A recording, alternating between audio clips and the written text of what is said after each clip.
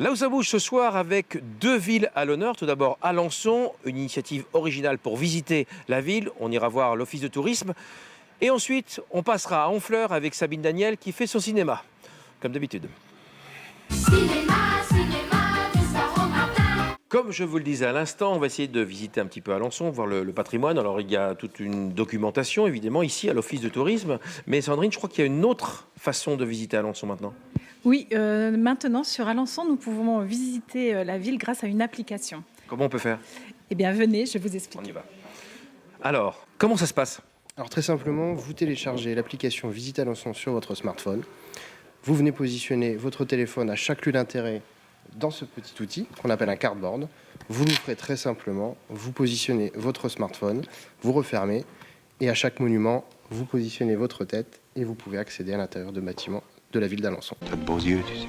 Marc Maouche, vous occupez de ce procédé. Je vous ai un autre boîtier avec vous dans la main, c'est quoi? En fait, ce beacon qui est installé, il y en a une cinquantaine dans la commune. Et là, à côté de la basilique, on en a un installé qui est détecté par le téléphone, par le signal Bluetooth qui permet de géolocaliser le téléphone et donc de donner à l'application l'information du lieu et donc aux visiteurs d'avoir les informations qui remontent. Et donc là, cette fois-ci, ils voient ce que vous aviez, c'est-à-dire la basilique et les éléments de la basilique. Et là, on est devant le château d'Alençon, mais malheureusement, il est fermé, donc on ne peut pas le visiter. Donc, on fait comment?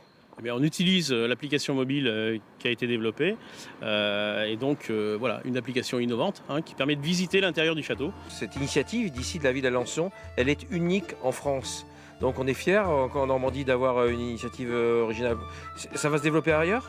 Alors, on espère bien que d'autres suivront l'exemple d'Alençon et de cette belle initiative effectivement qui couple plusieurs technologies et qui permet de faire une visite virtuelle aujourd'hui géolocalisée. Une innovation normande. Eh bien nous, Jacques, nous allons défendre les couleurs de Honfleur. Honfleur où les habitants ont la chance et le privilège d'avoir un cinéma en plein centre-ville. Et je ne suis pas un gros calibre, d'accord? J'aimerais voir un film ce soir. Alors avec Jean-Luc Louvel pour parler avec le directeur de ce cinéma. Alors d'abord, combien c'est le tarif plein ici? 6 euros. 6 euros, c'est pas cher? Non, c'est pas Généralement, on est autour de 8 euros. cher. Oui, c'est ça. Hein, Nous, 8,90. Depuis près de 10 ans, on n'a pas augmenté les tarifs. C'est une politique de la salle. Oui, c'est une politique de la salle et du maire de ne pas subir les augmentations de TVA qu'on a eues, de ne pas les répercuter et de rester accessible pour les enfants. On a pris l'option de passer par un programmateur en début d'année, où là on arrive à avoir des films un peu plus récents et à avoir un peu plus de films aussi. Est-ce que c'est ce qui explique le fait que vous ayez une augmentation de fréquentation de 50%? On est passé de 10 séances hebdo à 14 séances hebdo, 21 séances hebdo pendant les vacances scolaires. Et on a maintenant 3-4 films par semaine qu'on peut proposer au public. Oui. Très bien, parfait. Pourquoi, ici, à Honfleur, avez-vous choisi de faire un cinéma municipal? C'est un vrai choix politique? C'est un vrai choix politique de le garder. Il est ouvert depuis 1989 et c'est un cinéma effectivement en régie municipale avec des salariés qui sont de la municipalité.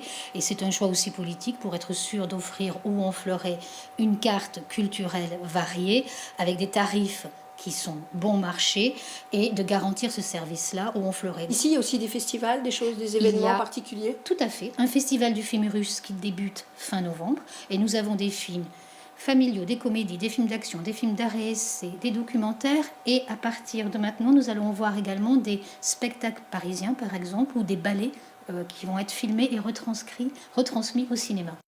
Pour un prix modique, les Honfleurais peuvent même profiter de quelques sorties nationales populaires. Ça va peut-être faire un petit peu trop une assiette. Vous les faites à l'unité, les mulots? Super!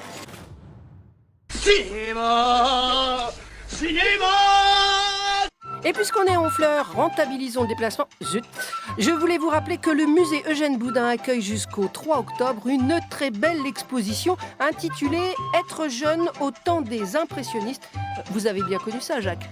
Et toujours grâce au mobile, voici une information très importante. Ça se passe samedi prochain à Pont-l'Évêque. C'est le premier salon livres et cinéma, les traversées littéraires. Plus de 50 auteurs régionaux et nationaux seront présents. Et puis aussi Stéphane Brisé qui projettera son dernier film sur Guy de Maupassant avec toute l'équipe du film qui sera là à Pont-l'Évêque. Ce sont les traversées littéraires de Pont-l'Évêque, première édition de ce salon. J'ai tout dit, les cloches, c'est beau les cloches d'Alençon.